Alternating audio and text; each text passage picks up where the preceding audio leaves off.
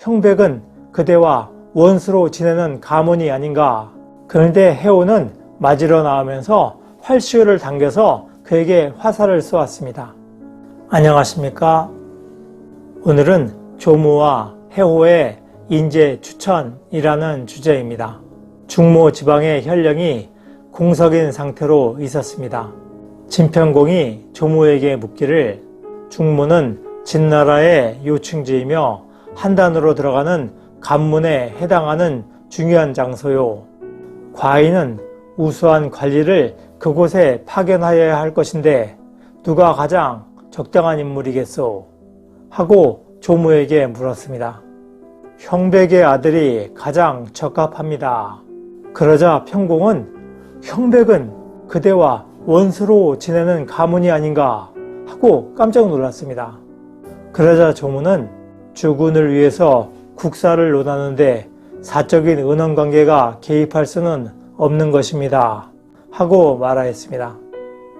사실 조무는 우리나라에서도 상영됐던 조시고아라는 그런 연극에서도 나오듯이 조무는 원래 조삭의 아들입니다.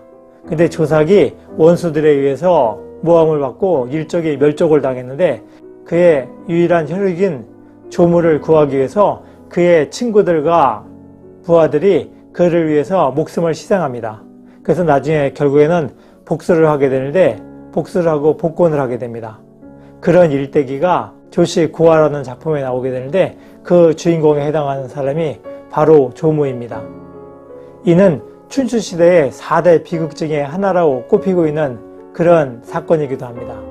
나중에 진나라가 한위조로 나누어지게 되는데 그때 조나라의 시조가 되는 인물이 바로 조무입니다.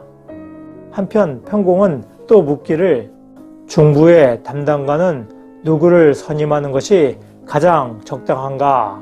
그러자 조무는 소신의 아들이 가장 적당합니다. 하고 말하였습니다. 조무는 인재를 추천할 때에 자신의 원수도 피하지 않았고 자신의 자식도 피하지 않았습니다.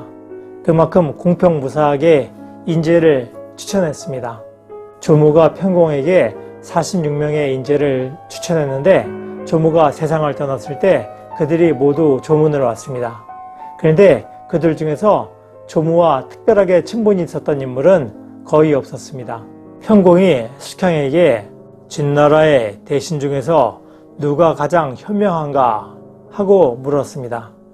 그러자 숙향은 바로 조무입니다 하고 대답했습니다. 숙향은 자산이나 안영 등과 함께 춘추시대를 대표하는 현명한 인물입니다. 그런 인물이 조무가 가장 현명한 대신이라고 말했던 것이죠.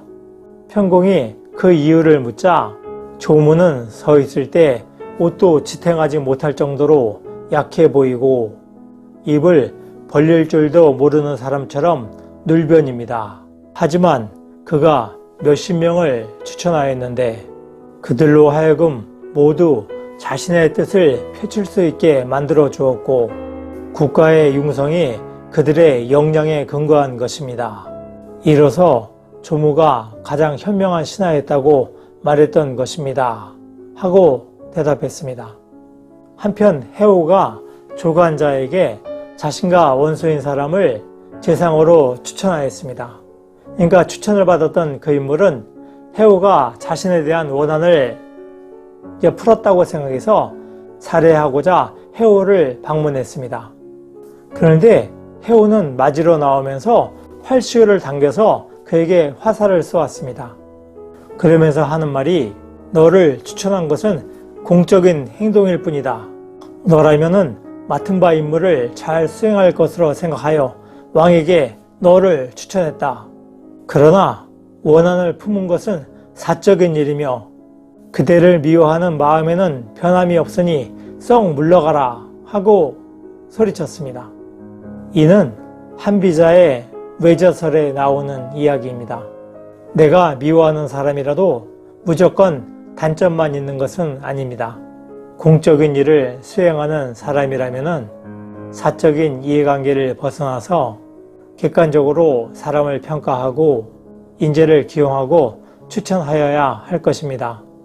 그리고 그렇게 공과 사를 구분할 수 있는 인물이라면 가히 국가의 동량이라고 할 수 있을 것입니다. 노력하는 여러분의 동반자, 동반TV입니다. 감사합니다.